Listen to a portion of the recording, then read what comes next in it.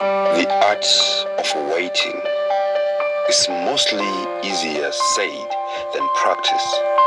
How many times have people came to you and said, be patient, things are going to change. But you yourself could have reached a limit, a threshold limit where you cannot take it anymore.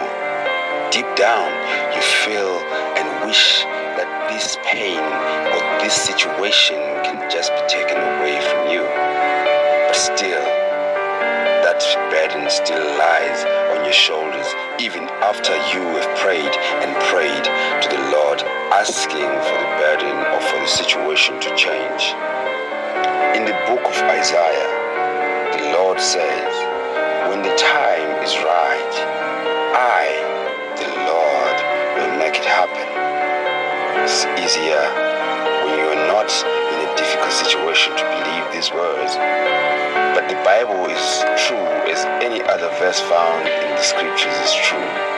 When it says, He will make it happen when His time is right. So the things that I'm drawing from this verse is, even when we are frustrated in our frustrations, as long as in the eyes of the Lord the time is not yet right, He will not make anything happen to change your situation.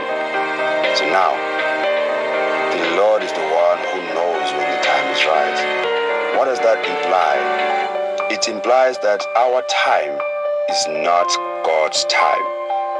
In our eyes, we may think, it is time, make it happen now. I want this now. I want this car now. But the Lord will see beyond what we see at the present moment, and He will take us slowly until He can see it safe.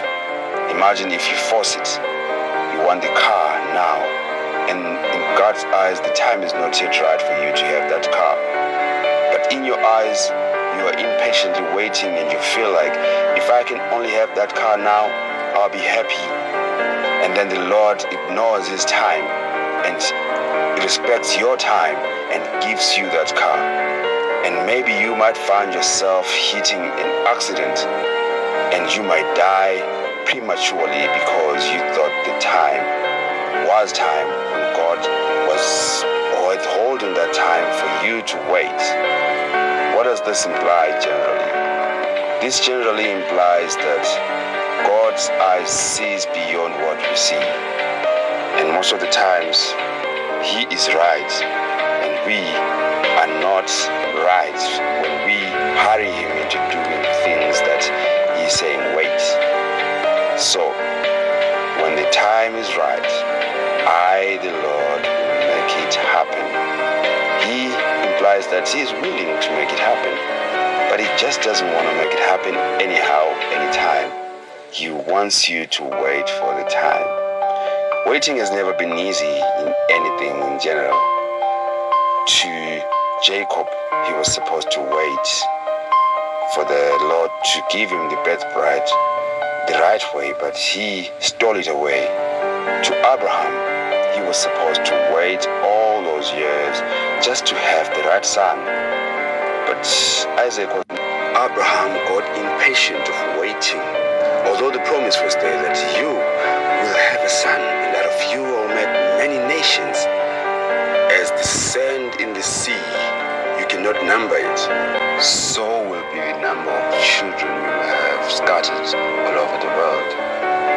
But that promise didn't happen all of a sudden. The time was not right yet. Abraham had to make other means.